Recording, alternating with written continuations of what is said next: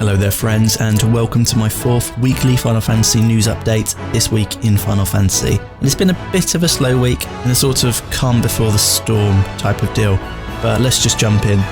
So first off, let's take a little look at Final Fantasy XIV. The Stormblood expansion is now available from the Square Enix store, as well as most other retailers as well for PC, Mac and PS4. Note, not PS3. So I'm opting for the Digital Collector's Edition, which is £45 over here in the UK. But do bear in mind that if you want the physical or Digital Collector's Edition, then you can only order this from the Square Enix store. I imagine you'll be able to upgrade this later on like you have been able to do in the past though. Okay, so we've also heard news that Final Fantasy XIV will be making its way onto TV in Japan. Before you all get excited, it is not an anime. So the show is titled Daddy of Light. I think it probably should have been Father of Light. That's what whoever localised the name opted for. And it basically follows the experiences of a Japanese Final Fantasy XIV player who played the game with his older father and then blogged about his experiences. So it's based on the real experiences of the son, and the show will feature both in-game footage and live action, using actors rather than the actual people involved, of course.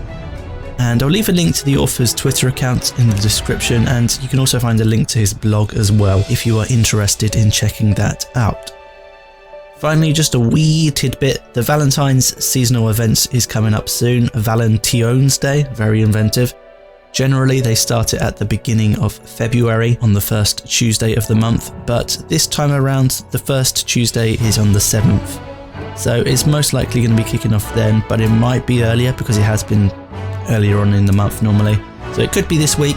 There's nothing stopping them from putting it in on a patch on Tuesday and then starting it off on Thursday, for example, but I wouldn't bet on it. Now onto Final Fantasy XV. The Moogle Chocobo Carnival seasonal event kicked off this week on the 24th, and it's a pretty nice free addition to the game. You can explore Altissia during the festivities, where there's a plethora of mini-games, quests, silly antics and incentives for stuff like fishing, all with rewards that you can carry back into the main game.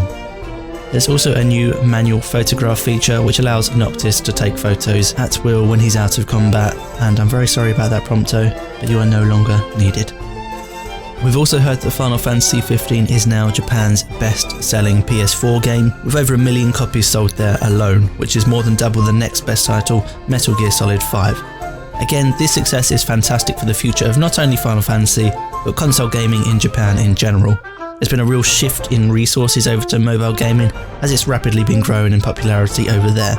And what better way to show the higher ups in Square Enix that console gaming is still worth investing in.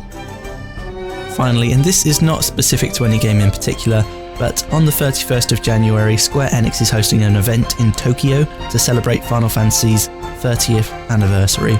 So expect some big announcements from then. I'm sure they're going to surprise us with a thing or two.